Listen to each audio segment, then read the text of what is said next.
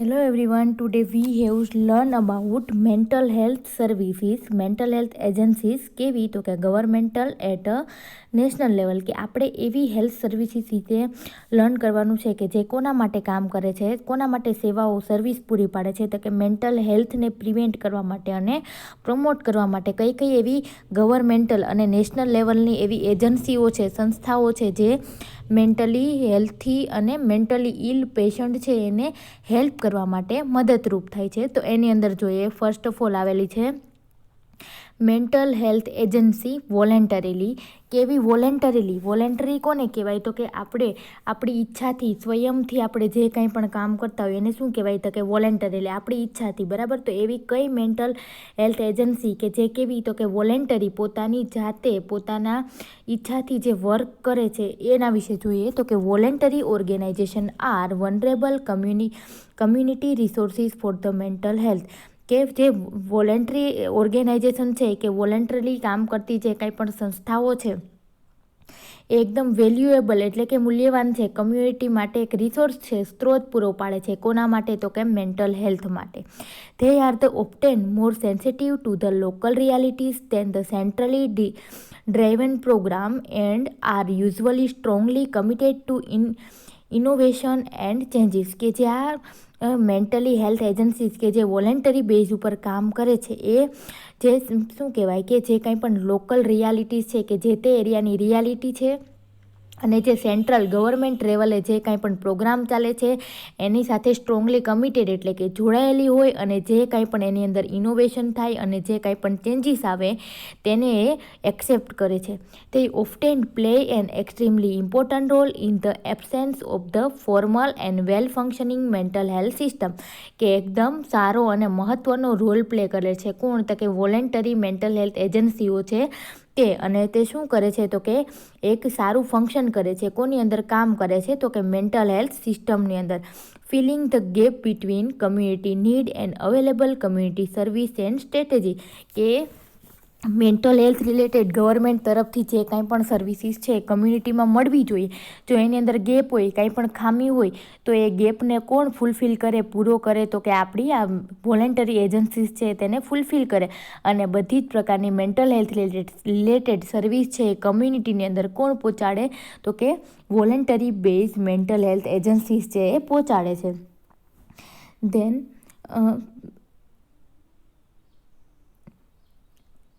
and available community services and strategy. Voluntary organizations can specially play an important role in developing suicide prevention and crisis support, formation of a self-help of a families, organization, community-based housing facility for a short-term and long-term care of the person with a chronic illness, setting up of a daycare center, shelter, employment facility, life skill program for the school dropout children and public mental health education. કે જે આ voluntary organisation છે જે પોતાની ઈચ્છાથી ચાલતી સંસ્થાઓ છે જે સેવાના ભાવથી જે ચલાવે છે લોકો પોતાની જાતે, એની અંદર સ્પેશિયલી એનો મેઇન ઇમ્પોર્ટન્ટ મહત્ત્વનો રોલ શું છે તો કે એ શું ડેવલપ કરે. એક તો સુસાઇડ પ્રિવેન્શન એટલે કે આત્મહત્યા થતી છે એ અટકાવે છે, ક્રાઇસિસ સપોર્ટ એટલે કે મુશ્કેલીના સમયે લોકોને સપોર્ટ આપે છે, formation of the self help of a family કે ફેમિલી પોતાની જે કાંઈ પણ ક્રાઇસિસ કે મુશ્કેલીના સમયે પોતે સેલ્ફ રીતના હેલ્પ કરી શકે એવું ફોર્મેશન એટલે કે એવા ફેમિલીને તૈયાર કરે છે. For a short term and long term care of a person with a chronic illness. એને શું પહોંચાડે તો કે કોઈ પણ પેશન્ટ છે એને શોર્ટ ટર્મ અને લોંગ ટર્મ જો કાંઈ પણ કેરની જરૂર હોય અને હાઉસિંગ ફેસિલિટીની જરૂર હોય તો તેને પ્રોવાઈડ કરવામાં આવે છે during chronic illness. Setting up of a day care centre કે કયા સેટિંગ તો કે ડે કેર સેન્ટર કે કોઈ પણ મેન્ટલી ઇલ પર્સન હોય એને ડે કેર સેન્ટરની અંદર આખો દિવસ તેને ત્યાં સાચવવામાં આવે, સારું બિહેવ કરવા માટે એને ટ્રેનિંગ આપવામાં આવે, એવું બધું ડે કેર સેન્ટર ઊભા કરે. પછી એમ્પ્લોઈંગ શેલ્ટર એમ્પ્લોયમેન્ટ ફેસિલિટી કે શેલ્ટરેડ એટલે કે હાઉસ પૂરું પાડે કોને તો કે જે કોઈ પણ અલગ પોતાનું ઘર છોડીને અલગ સિટીમાં જે કોઈ પણ વ્યક્તિ જોબ માટે આવ્યો હોય તો તેને હાઉસિંગ એટલે કે હોસ્ટેલ જેવી ફેસિલિટી છે એને પૂરી પાડે. લાઈફ સ્કિલ પ્રોગ્રામ કે લાઈફની અંદર પોતાની સ્કિલ છે સારી વિકસાવી શકે એવા પ્રોગ્રામ કોના માટે? તો કે સ્કૂલ ડ્રોપ આઉટ, કે જેણે સ્કૂલ છે ભણવાનું છે કોઈ પણ કારણોસર અધૂરું છોડી દીધું હોય તેને શું કહેવાય? તો કે સ્કૂલ ડ્રોપ આઉટ પીપલ કહેવાય.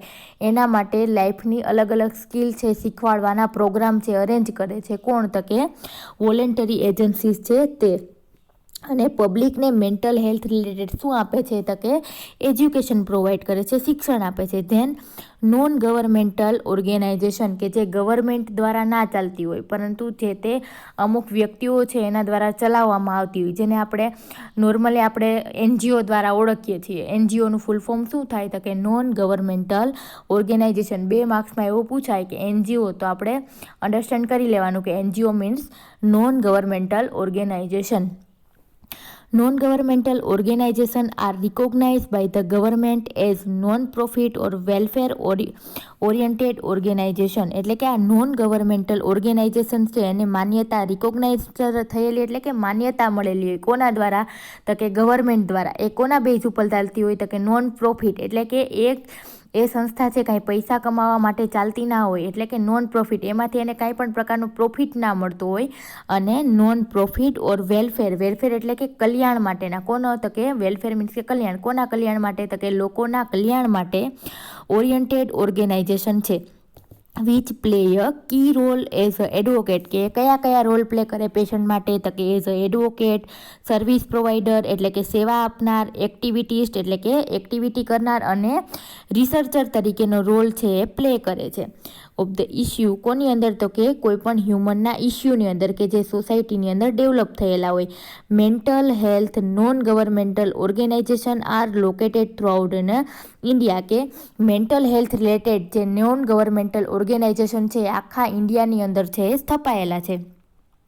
Will may are the formed in urban area, કે કઈ જગ્યાએ? Urban area. અર્બન એરિયા કોને કહેવાય? તો કે શહેરોના વિસ્તાર છે એને શું કહેવાય? તો કે અર્બન એરિયા. તો કે અર્બન એરિયાની અંદર આ ઓર્ગેનાઇઝેશન છે એ જોવા મળે છે.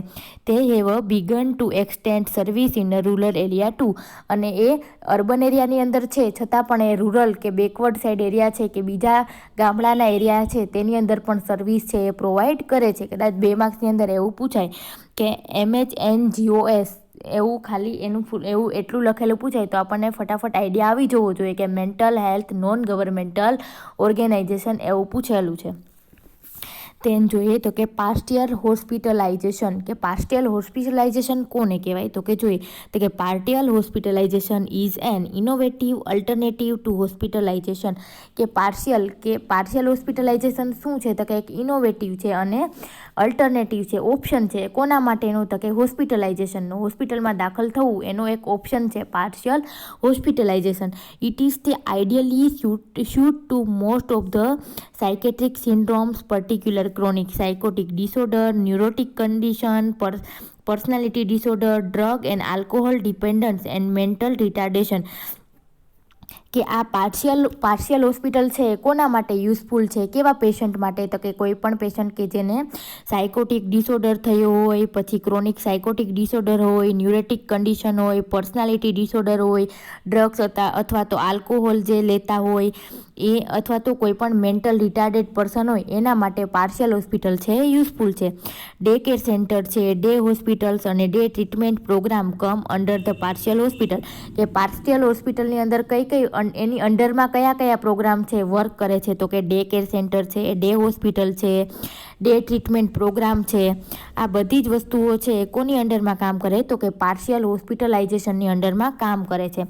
Partial hospitalization has the advantages of the lesser separation from the families, more involvement in the treatment program and lessening of the patient preoccupation with the illness with may be unsatisfied by the full hospitalization. કે આ partial hospitalisation છે એના advantages, એના ફાયદાઓ શું છે?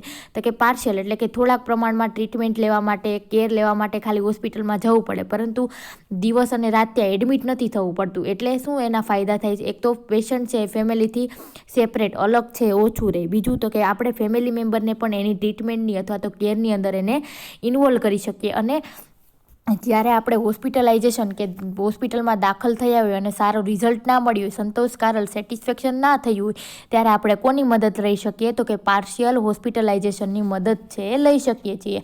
આ બધા શું હતા? તો કે એના એડવાન્ટેજીસ હતા. હવે આગળ જોઈએ શું આવ્યું? તો કે quarter way home. Quarter way home કોને કહેવાય? તો આની અંદર જોઈએ તો કે quarter way home is the place usually located within the hospital campus it self. કે ક્વાર્ટર છે, તમે જુઓ ક્વાર્ટર કોના કોના હોય? તો કે પોલીસ સ્ટેશન હોય તો પોલીસમેનને રહેવા માટેના ક્વાર્ટર ક્યાં હશે? તો કે જ્યાં પોલીસ સ્ટેશન હશે એ એરિયાની અંદર જ તેના ક્વાર્ટર હશે. પછી હોસ્પિટલના નર્સિસના ક્વાર્ટર છે એ ક્યાં હોય? તો કે હોસ્પિટલના એરિયાની અંદર જ હશે, એ જ એરિયામાં હશે. એવી જ રીતના આની અંદર પણ શું હશે? તો કે જે પેશન્ટ માટેના ક્વાર્ટર હશે એ ક્યાં હશે? તો કે હોસ્પિટલના એરિયાની અંદર, તે જ એરિયામાં નજીકમાં જેના ક્વાર્ટર છે એ પ્લેસ થયેલા હશે. એ કેમ્પસની અંદર, એક જ કેમ્પસની અંદર હશે. But not having the regular service of a hospital.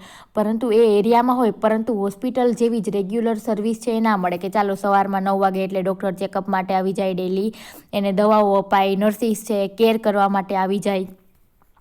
There may not be routine nursing staff or routine round as most of the effective to a place are taken care of by patient themselves. પરંતુ ત્યાં કોઈ nurses છે round લેવા માટે ના આવે, doctor round લેવા માટે ના આવે, કોઈ પણ પ્રકારની રૂટીન કેર ના આપવામાં આવે, પરંતુ ત્યાં પેશન્ટ છે પોતાની પોતાની જાતે જ છે પોતાની કેર છે એ ક્વાર્ટર વે હોમની અંદર રહી અને કરે છે.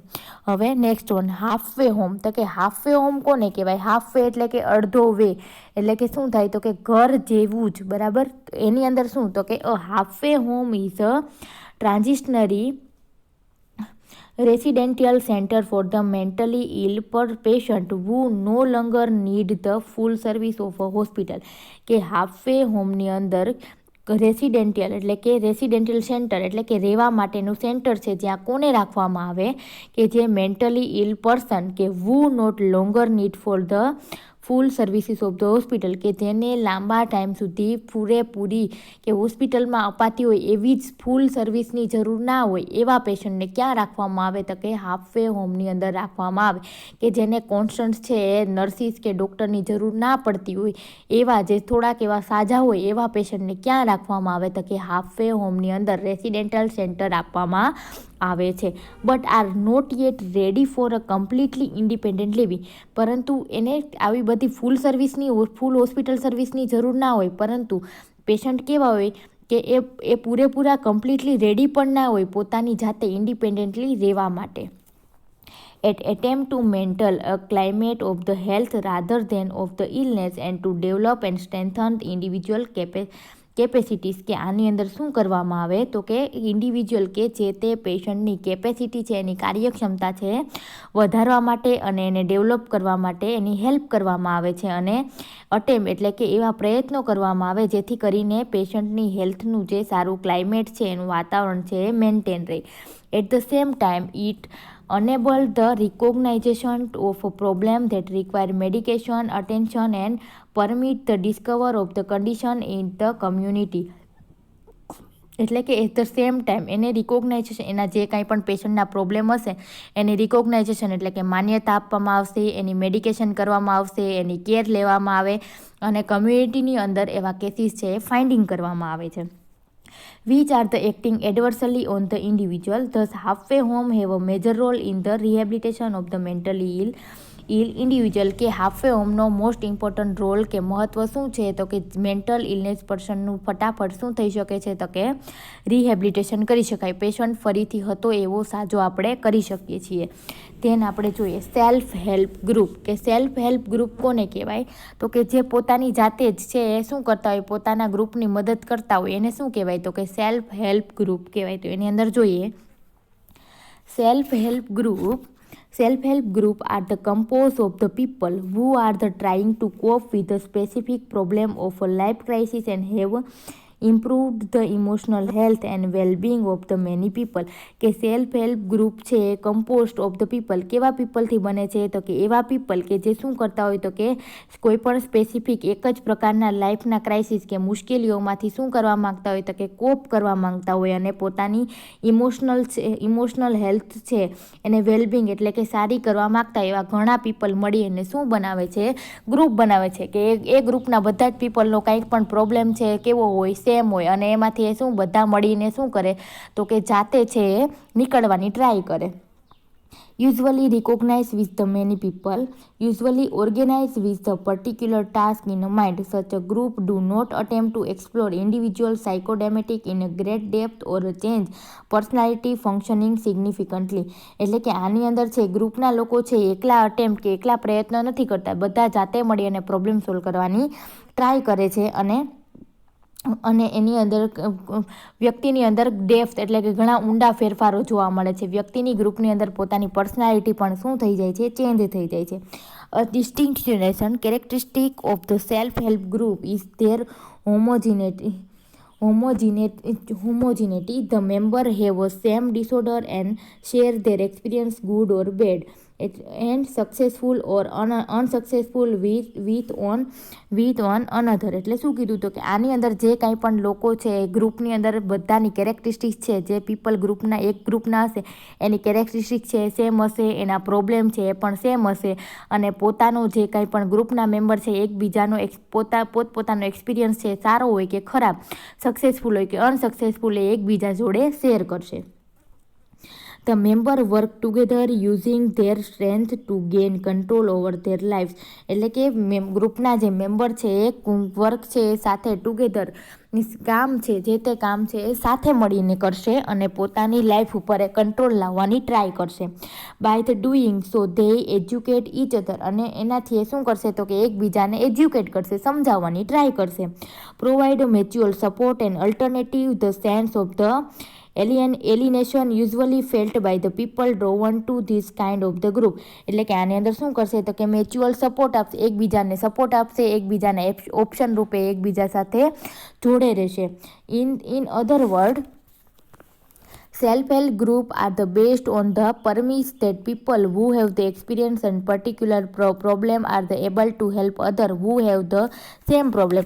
એટલે કે સેલ્ફ હેલ્પ ગ્રુપની અંદર એવું કોઈ પણ એક પર્સન હશે જે આ જે સેમ પ્રોબ્લેમ કે જે એના ગ્રુપ મેમ્બરને જે કંઈ પણ પ્રોબ્લેમ છે એ પ્રોબ્લેમમાંથી પસાર થઈ ગયું હોય અને એ પ્રોબ્લેમમાંથી જાતે પોતે છે એ કોપ કરી શકે એવો હોય અને બીજાની મદદ કરી શકો એવો હોય એ ગ્રુપને ચલાવે છે. હવે નેક્સ્ટ છે સુસાઇડ પ્રિવેન્શન સેન્ટર, કે ત્યાં સુસાઇડ કરતા લોકોને શું કરવામાં આવે છે, બચાવવામાં આવે છે એવા સેન્ટર. તો કે આપણે જોઈએ there are the many suicide prevention center in India in the voluntary sector doing a good work and helping those in need. Some of them are. એટલે કે ઇન્ડિયાની અંદર ઘણા છે સુસાઇડ પ્રિવેન્શન સેન્ટર આવેલા છે, એમાં ઘણા છે એ કેવા છે તો કે પોતાની ઈચ્છાથી વોલેન્ટરી બેઝ ઉપર કામ કરે છે અને સુસાઇડ કરતા લોકોને પ્રિવેન્ટ કરે છે અને એવા લોકોને હેલ્પ કરે છે. એવા એજન્સીસના નામ છે નીચે આપેલા છે. એમાં help hand and medico pastoral association in the Bangalore, Sneha in Chennai, Sahara in Mumbai, Sanjeevani and Sumaitri in New Delhi. આ બધા શું છે તો કે આ નામ છે કોના તો કે સુસાઇડ પ્રિવેન્શન સેન્ટર્સના નામ છે. અધર મેન્ટલ હેલ્થ સર્વિસીસ, કે બીજી મેન્ટલ હેલ્થ સર્વિસીસ કોના દ્વારા અપાય છે તો કે જોઈએ community group homes, large home for the long term care, hostel, home care programme, district rehabilitation centre. આ બધા શું હતા તો કે મેન્ટલ હેલ્થ અને મેન્ટલ ઇલનેસને પ્રિવેન્ટ કરવા માટેની જે કોઈ પણ આપણા દેશની અંદર એજન્સીઓ વર્ક કરે છે તે બધી હતી. હવે આપણે નેક્સ્ટ જોશું ડિફેન્સ મિકેનિઝમ. ડિફેન્સ મિકેનિઝમ કોને કહેવાય તો કે આપણે કાંઈ પણ એવા સ્ટ્રેસફુલ ઇવેન્ટમાંથી બચવાની જે કાંઈ પણ ટ્રાય કરીએ એને શું કહેવાય તો કે ડિફેન્સ મિકેનિઝમ કહેવાય. તો અલગ અલગ પ્રકારની આપણે જે કાંઈ પણ ડિફેન્સ મિકેનિઝમ યુઝ કરીએ છીએ તે આપેલી છે. ડિફેન્સ મિકેનિઝમની અંદર મોસ્ટલી શું પૂછાય તો કે અલગ અલગ ડિફેન્સ મિકેનિઝમ આપેલી હોય, વર્ડ આપેલો હોય કે રિપ્રેશન છે, સપ્રેશન છે, ધેન રિયલાઇઝેશન છે, ધેન ઇન્ટેલેક્ચ્યુઅલાઇઝેશન છે. એ બધા ખાલી વર્ડ આપેલા હોય, બે માર્ક્સમાં વધારે પડતું પૂછાય છે. તો એની અંદર જોઈએ સૌથી પહેલી ડિફેન્સ મિકેનિઝમ શું આપેલી છે તો કે રિપ્રેશન આપેલું છે, તેનું એક્ઝામ્પલ આપેલું છે. અને બીજું શું આપેલું છે તો કે ઓવર યુઝ કેન લીડ, કે આપણે જો એ ડિફેન્સ મિકેનિઝમનો વધારે પડતો યુઝ કરીએ તો તેનાથી શું પ્રોબ્લેમ થાય તે આપેલું છે. 3 બોક્સ આપેલા છે. એમાં સૌથી પહેલાં જોઈએ ડિફેન્સ મિકેનિઝમ કઈ તો કે રિપ્રેશન છે એક પ્રકારનો બચવાનો ઉપાય છે, ડિફેન્સ મિકેનિઝમનું નામ છે. એમાં જોઈએ રિપ્રેશન. તો કે રિપ્રેશન કોને કહેવાય? Unconscious and involuntary forgetting of the painful ideas event and conflict. કે રિપ્રેશન દ્વારા આપણે શું કરીએ છીએ? તો કે આપણી અનકોન્શિયસલી આપણે શું કરવાની ટ્રાય કરીએ? જે કંઈ પણ ખરાબ ઘટનાઓ આપણી સાથે બનેલી હોય, કોઈ પણ પેનફુલ એવા આઈડિયા હોય કે કોઈ પણ એવા કોન્ફ્લિક્ટ કે ઝઘડા હોય, એને આપણે ભૂલવાની ટ્રાય કરીએ, એને શું કહેવાય? તો કે રિપ્રેશન કહેવાય. હવે રિપ્રેશનનું આપણને એક્ઝામ્પલ આપેલું છે, તો કે forgetting a loved one birthday after a fight. કે આપણે જેને લવ કરતા હોય અથવા તો જેની જોડે વધારે ક્લોઝલી રિલેશન હોય, જો એની જોડે આપણે ઝઘડો થઈ ગયો હોય તો આપણે ધરારથી શું કરીએ? તો કે એનો બર્થડે વિશ ના કરીએ, બર્થડે છે આપણે ભૂલવાની ટ્રાય કરીએ, એને શું કહેવાય? તો કે રિપ્રેશન કહેવાય. જો આ ડિફેન્સ મિકેનિઝમનો આપણે વધારે પડતો યુઝ કરીએ તો એનાથી શું થાય? Lead to confusion, perception of the intact and feeling is the block in a repression. કે જો આપણે વધારે પડતી આ ડિફેન્સ મિકેનિઝમ યુઝ કરીએ તો જે તે વ્યક્તિ પ્રત્યેની આપણી જે કંઈ પણ ફિલિંગ છે એ કેવી થઈ જશે? તો કે બ્લોક થઈ જશે. ધેન સેકન્ડ ડિફેન્સ મિકેનિઝમ છે તો કે ડિનાઇલ. ડિનાઇલની અંદર શું આવે? તો કે unconsciously refuse to admit and unacceptable idea or behaviour.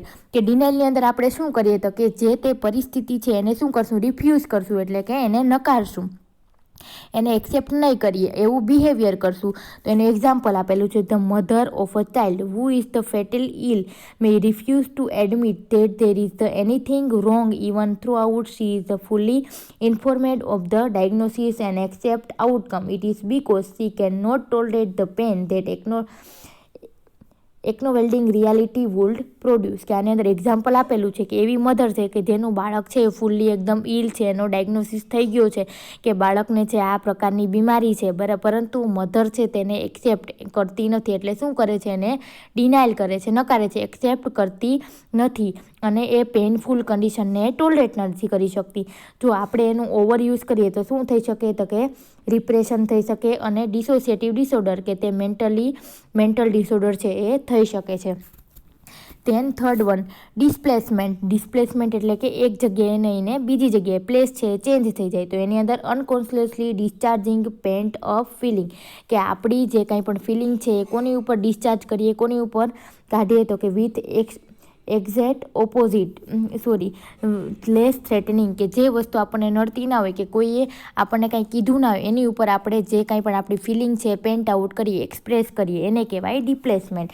તો એનું એક્ઝામ્પલ આપેલું છે, a husband come home after a bad day at a work and yet the his wife. કે હસબન્ડ છે એ જોબ ઉપરથી આવે છે અને જોબનું જે કંઈ પણ ટેન્શન છે અથવા તો ગુસ્સો છે એ કોની ઉપર કાઢે? તો કે એની વાઇફ ઉપર. તો જો આ ડિફેન્સ મિકેનિઝમ છે વધારે પડતી યુઝ થાય તો શું કરાય? તો કે loss of the friend, relationship, then confusion in a communication. કે જો આવી રીતના આપણે આપણો એગ્રેસિવનેસનો અથવા તો આપણી ફિલિંગનો આપણે જો ડિસ્પ્લેસમેન્ટ કરીએ તો આપણા કોઈ ફ્રેન્ડ્સ છે ના રહે, આપણા રિલેશનશિપ છે તૂટવાના ચાન્સીસ રહે અને આપણે કમ્યુનિકેશનમાં વાતચીત કરતી વખતે આપણે કેવા રહીએ? તો કે કન્ફ્યુઝ રહીએ. Then next reaction formation. કે આપણે ડિફેન્સ મિકેનિઝમ રિએક્શન ફોર્મેશન કે reflexing unacceptable feeling with their exact opposite.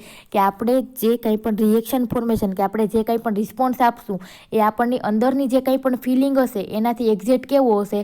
તો કે ઓપોઝિટ હોય. કે ચાલો કે આપણને કાંઈ પ્રોબ્લેમ હોય ને આપણને રડવું આવતું હોય છતાં પણ આપણે બીજાની સામે શું કરીએ? તો કે ખુશ રહેવાનો દેખાડો કરીએ, એને શું કહેવાય?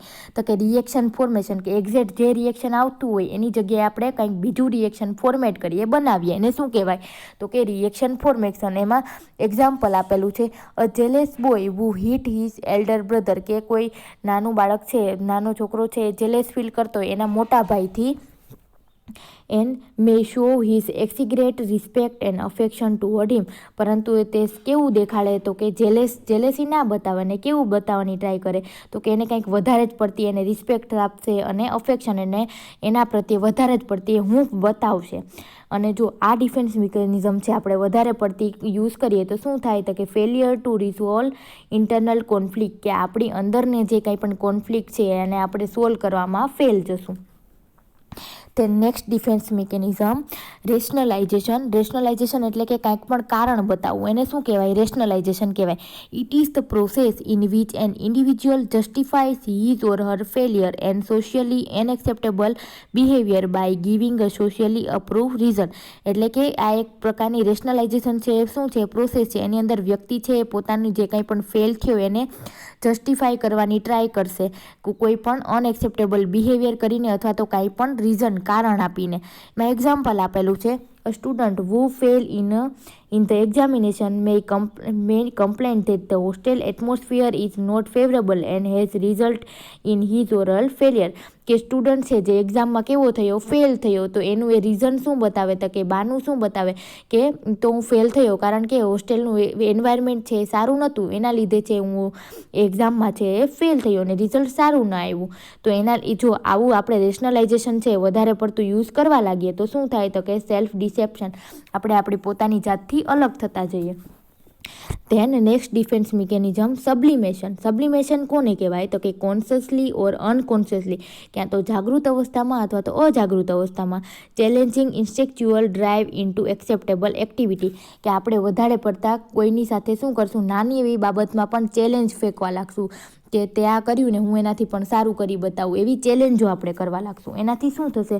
તો કે એગ્રેસિવનેસ, એક્ઝામ્પલ આપેલું છે. Aggressiveness might be transform into competitiveness and business or sport. કે આપણે જે કોઈ પણ વ્યક્તિ પ્રત્યે ગુસ્સો હોય કે એગ્રેશન હોય એને આપણે કેમાં કન્વર્ટ કરશું, કેમાં ટ્રાન્સફર કરશું? તો કે હરીફાઈમાં, કોમ્પિટિશનમાં, કે ક્યાં તો એ બિઝનેસમાં હોય અને ક્યાં તો સ્પોર્ટ્સમાં, કે હું એ વ્યક્તિને નીચો બતાવું જ એમ. તેમ જો આપણે સબ્લિમેશનનો વધારે પડતો યુઝ કરીએ તો એનાથી શું થશે? તો કે આપણી જે કાંઈ પણ ચેનલ છે એ વધી જશે અને આપણું જે કાંઈ પણ ફિલિંગ છે એ બ્લોક થવાના ચાન્સીસ રહેશે. ધેન કમ્પન્સેશન કોને કહેવાય? એ પણ એક પ્રકારની શું છે? તો કે ડિફેન્સ મિકેનિઝમ છે. consequences covering up for a weakness by over emphasizing a making up a desirable trait. એટલે કે કમ્પન્સેશનની અંદર શું? તો કે આપણે કોન્શિયસલી કવર કરવાની ટ્રાય કરશું, કે શું કહેવાય કે છુપાવવાની ટ્રાય કરશું. શું? તો કે આપણી વીકનેસ કોના દ્વારા છુપાવશું? તો કે જે આપણા ડિઝાયરેબલ ટ્રેટ એટલે કે આપણા સારા લક્ષણો દ્વારા આપણી જે વીકનેસ છે, આપણી જે નબળાઈ છે એને છુપાવવાની ટ્રાય કરીએ. એને શું કહેવાય? તો કે કમ્પન્સેશન કહેવાય. એનું એક્ઝામ્પલ આપેલું છે. A student who fail in his or her study may compensate by becoming the college champion in the athletic. કે જે સ્ટુડન્ટ છે એ કેવો છે? તો કે ભણવામાં નબળો છે, તે પોતાની આ ભણવાની વીકનેસ છે કોના દ્વારા છુપાવે છે? તો કે એથ્લેટિક પ્રવૃત્તિ કે સ્પોર્ટ્સની પ્રવૃત્તિમાં એ કેવો આવે? તો કે ચેમ્પિયન બને. એનાથી શું થશે? તો કે મોડેસ્ટ ઇન્સ્ટેસ્ટિકલ સેટિસ્ફેક્શન અકર, કે એનાથી આપણને ઉપર છેલ્લું શું મળે છે? તો કે સેટિસ્ફેક્શન મળશે. ધેન પ્રોજેક્શન, તો કે પ્રોજેક્શન છે એ પણ શું છે? તો કે એક પ્રકારની ડિફેન્સ મિકેનિઝમ છે. એની અંદર શું કરશે? તો કે unconsciously blaming someone else for one's difficulties, કે પ્રોજેક્શનની અંદર વ્યક્તિ છે પોતાની જે કંઈ પણ મુશ્કેલીઓ છે એનું કારણ છે કે બીજા ઉપર શું કરશે? બ્લેમ કરશે કે આ વ્યક્તિ આમ કર્યું એટલા માટે મારી જોડે આવી ડિફિકલ્ટી છે ઉદ્ભવી. એમાં એક્ઝામ્પલ આપેલું છે. A person who blame another for his one mistake in using the projective mechanism, કે કોઈ પણ વ્યક્તિ પોતાની મિસ્ટેક છે, પોતાની ભૂલનું કારણ છે કે બ્લેમ છે એ બીજા કોઈ ઉપર ઠાલવી દેશે. A surgeon whose patient does not respond and he anticipates may tend to blame the theater nurse who helped them surgeon at the time of the operation. કે કોઈ સર્જન છે, ડૉક્ટર છે, ઓપરેશન કરે છે અને જો પેશન્ટની અંદર એનો રિસ્પોન્સ છે સારો ના આવે તો એનો બધો બ્લેમ છે કોની ઉપર ઠલવે? તો કે બ્લેમ કોને કરે? તો કે એની જોડે જે નર્સ થિયેટરની અંદર, ઓપરેશન થિયેટરની અંદર કામ કરતી એની ઉપર ઠલવે કે એણે સારું કામ ના કર્યું એટલે પેશન્ટને રિસ્પોન્સ છે સારો ના આવ્યો. જો આ ડિફેન્સ મિકેનિઝમનો યુઝ છે જો આપણે વધારે કરીએ તો શું થઈ શકે? તો કે આપણે કાંઈક પણ નવી વસ્તુઓ છે અથવા તો આપણી રિસ્પોન્સિબિલિટી છે એ ટેક લેવામાં ફેલ જઈએ અને આપણી અંદર ડિલ્યુઝન ટેન્ડન્સી છે ઉત્પન્ન થાય છે. ડિલ્યુઝન ટેન્ડન્સી એક પ્રકારનો મેન્ટલ ઇલનેસ રિલેટેડ ડિસઓર્ડર છે. ધેન નેક્સ્ટ ડિફેન્સ મિકેનિઝમ તો કે ઇન્ટેલેક્ચ્યુઅલાઇઝેશન એટલે કે આપણી બૌદ્ધિક ક્ષમતા. તો એની અંદર જોઈએ તો કે under emphasize is the focus on the inanimate in order to avoid intimacy with the people, કે કોઈ પણ વ્યક્તિ છે પોતાની જાતને વધારે પડતો ઇન્ટેલેક્ચ્યુઅલ કે બુદ્ધિવાળો સમજે ત્યારે એ બીજા વ્યક્તિઓ સાથે ઇન્ટિમસી એટલે કે જોડાઈ શકતો નથી. Attention is paid to external reality to avoid the expression of the inner feeling and trace in the excessively place or irrelevant details to avoid perception to ભૂલ. એટલે કે આવો વ્યક્તિ છે એ વધારે પડતો અટેન્શન કોની ઉપર આપે તો કે એક્સટર્નલ બહારના જે સ્ટિમ્યુલાઈ ઉપર છે વધારે અટેન્શન આપશે અને પોતાની જે ઇનર ફિલિંગ છે એ બહાર બતાવશે નહીં. અને એ શું કરશે તો કે એની જે કંઈ પણ બધી જ પ્રકારની પરસિવિંગ કે દ્રષ્ટિકોણ છે એને અવોઇડ કરવા લાગશે. એનું એક્ઝામ્પલ આપેલું છે, person show no emotional expression when discussing a serious car accident, કે વ્યક્તિનું કોઈનું કાર એક્સિડન્ટ થયું હોય ને ત્યારે એ વાતનું ડિસ્કશન થતું હોય ત્યારે તે પોતાની ફિલિંગ છે બીજા જોડે ડિસ્કસ કરતો નથી. ઓવરયુઝ કેન લીડ ટુ, કે ઓવરયુઝ કરીએ તો શું થાય તો કે excessive using intellectual process two avoid effective expression on a experience, કે જો આપણે ઇન્ટેલેક્ચ્યુઅલાઇઝેશન છે વધારે પ્રમાણમાં યુઝ કરીએ તો શું થાય તો કે આપણી જે કાંઈ પણ ફિલિંગ છે અથવા તો આપણે એક્સપિરિયન્સ છે બીજા જોડે શેર કરી શકીએ નહીં. ધેન અનડુઈંગ કોને કહેવાય તો કે trying, reserve or undo throughout a feeling, કે આપણે આપણી ફિલિંગને શું કરવાની ટ્રાય કરશું, રિઝર્વ કરવાની ટ્રાય કરશું, મનમાં છુપાવવાની ટ્રાય કરીએ by performing an action that significant opposite feeling, અને આપણે કેવી એક્શન કરશું જેવી ફિલિંગ હશે એનાથી ઓપોઝિટ છે આપણે એક્શન કરશું, ઓરિજિનલ ફિલિંગ છે એ બતાવશું નહીં. એને શું કહેવાય તો કે અનડુઈંગ કહેવાય. તો મેં એક્ઝામ્પલ આપેલું છે, you have feeling of the dislike for a someone, કે આપણે કોઈ વ્યક્તિ છે એ ગમતી નથી છતાં પણ આપણને એવું એક્ટ કરીએ એને ગિફ્ટ આપી અને એને આપણે લાઇક કરીએ છીએ એવી એક્ટ કરીએ, એને શું કહેવાય તો કે અનડુઈંગ કહેવાય. એના લીધે શું થાય તો કે બીજી જે સામેવાળી વ્યક્તિને શું થઈ શકે છે તો કે ડબલ મેસેજ છે સેન્ડ થઈ શકે છે. Then next defence mechanism regression કોને કહેવાય તો કે preventing to a older less mature way of the handling tracers and feeling, કે રિગ્રેશનની અંદર આપણે કોઈ પણ સ્ટ્રેસફુલ ઇવેન્ટ છે એને શું કરીએ તો કે હેન્ડલ ના કરી શકીએ. વધારે પડતી આ કોની અંદર જોવા મળે તો કે ઓલ્ડરની અંદર જોવા મળે, કે રિગ્રેશનના કારણે આપણે મેચ્યોરી આપણું બિહેવિયર છે એ બતાવી ના શકીએ.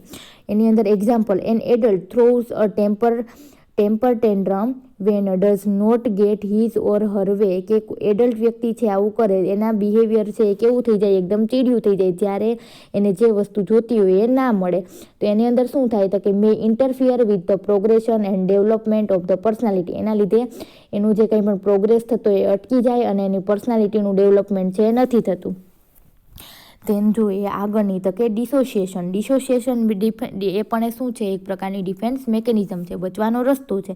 The unconscious separation of the painful feeling emotional from an unacceptable idea, situation or object, કે આપણે અનકોન્શિયસલી શું કરવાની ટ્રાય કરશું તો કે સેપરેટ અલગ કરવાની ટ્રાય કરશું કે એવી કોઈ પણ પેનફુલ ફિલિંગ હોય, આપણે ઇમોશનલી જે કાંઈ પણ અનએક્સેપ્ટેબલ આઈડિયા હોય અને એવી કોઈ પણ સિચ્યુએશન કે ઓબ્જેક્ટ હોય જેને આપણે એક્સેપ્ટ કરવા ના માગતા હોય એની જોડે આપણે શું કરશું તો કે સેપરેટ થવાની ટ્રાય કરશું, ડિસોસિએશન થવાની. ડિસોસિએશન એટલે શું થાય તો કે અલગ થવું.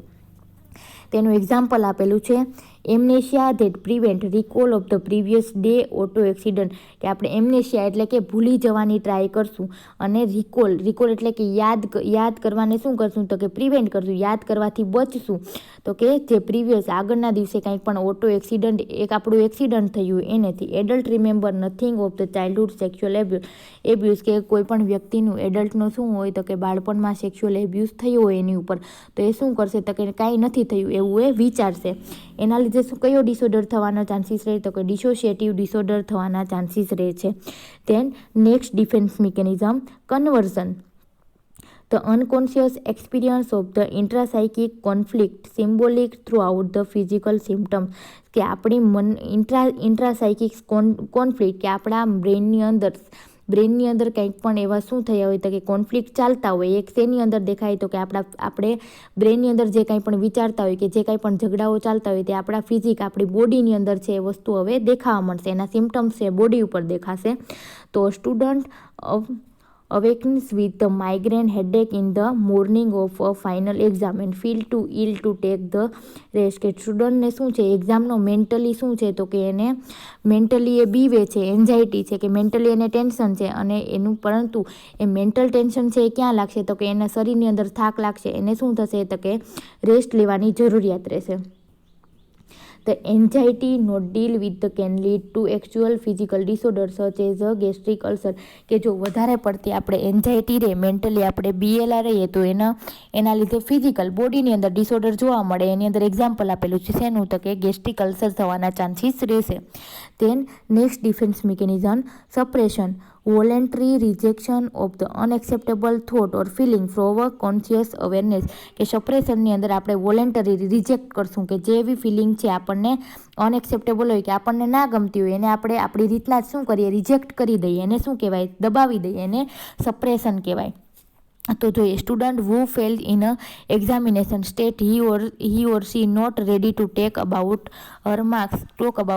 કે સ્ટુડન્ટ છે જે એક્ઝામિનેશનમાં પાસ શું કહેવાય કે ફેલ થયો હોય એના વિશે ડિસ્કસ જ ના કરે, એને સપ્રેસ કરી રાખે, દબાવી રાખે, કોઈને એ કહે જ નહીં. તો એના લીધે શું થશે તો કે ડિસ્કમ્ફર્ટ ઇન એકનોલેજ કે એને એક વસ્તુ એનું શું થશે ડિસ્કમ્ફર્ટમેન્ટ થશે કે પોતે છે કોઈને ના કીધું તો એને બીક લાગે કે નહીં કોઈને ખબર પડી જશે તો એમ, પરંતુ એને આપણે શું કરી શકીએ ઓછી કરી શકીએ છીએ. ધેન સબસ્ટિટ્યુશન તો કે સબસ્ટિટ્યુશન છે એ પણ એક પ્રકારની શું છે તો કે ડિફેન્સ મિકેનિઝમ છે. unconscious replacement of the unacceptable impulse, attitude, needs, emotions which those that are the more acceptable. કે જે આપણે શું કરશું એનું રિપ્લેસમેન્ટ કરશું, એની જગ્યા ચેન્જ કરી નાખશું કે નહીં તો કે આપણા ઇમ્પલ્સિસ છે, આપણો એટીટ્યુડ છે, આપણી જરૂરિયાત છે એનું સબ્લિમેશન કરશું. એક્ઝામ્પલ આપેલું છે, a student nurse decide to work in a teaching site because she is unable to master clinic competency. એટલે કે કોઈ સ્ટુડન્ટ નર્સ છે એવું ડિસાઇડ કરી લે કે એને ટીચિંગ લાઇનમાં જવું છે. શું કામ તો કે એ પોતે છે એ ક્લિનિકલ સાઇડમાં સબ્લિમેન્ટ એટલે કે પૂરતી રીતના શું કહેવાય કે અનેબલ છે, ત્યાં સારી રીતના કામ નહીં કરી શકે એટલે એ સબ્લિમેશન કરી નાખે છે, જગ્યા છે એ ચેન્જ કરી નાખે છે. એના લીધે શું થશે તો કે discomfort in acknowledge but minimise. Then isolation એટલે કે અલગ થવું. તો એની અંદર જોઈએ તો કે attempting to avoid a painful thought or feeling by the objectifying and emotionally detaching oneself from the feeling. કે એવી કોઈ પણ ફિલિંગ હોય કે એવી પેનફુલ આઈડિયા હોય કે ફિલિંગ હોય કે એવી કોઈ પણ ઓબ્જેક્ટ હોય એનાથી આપણે શું થઈ જશું આઇસોલેટ થઈ જશું. ડિટેચિંગ એટલે કે અલગ થવું, આઇસોલેટ થવું એટલે કે અલગ થવું, એવી ફિલિંગથી આપણે અલગ થશું, એને શું કહેવાય તો કે આઇસોલેશન કહેવાય. એક્ઝામ્પલ આપેલું છે, acting aloof and indifferent towards someone when you really dislike that person. કે આપણે અલગ થઈ જશું, અલુફ એટલે કે આઇસોલેટ થઈ જશું, ડિફરન્ટ થઈ જશું કોનાથી તો કે જેને આપણે રિયલી શું કરીએ છીએ ડિસલાઇક કરીએ છીએ એનાથી. હવે એનો ઓવરયુઝ કરીએ તો શું થાય તો કે avoiding dealing with true feeling. કે તેનાથી આપણે આપણી જે સાચી ફિલિંગ છે એનાથી અવોઇડ થશું અને વધારે પડતો સ્ટ્રેસ છે એ ઇન્ક્રીઝ થશે. હવે શું તો કે આપણે આગળ આપણે નેક્સ્ટ વિડીયોની અંદર જોશું પર્સનલ એન્ડ સોશિયલ એડજસ્ટમેન્ટ.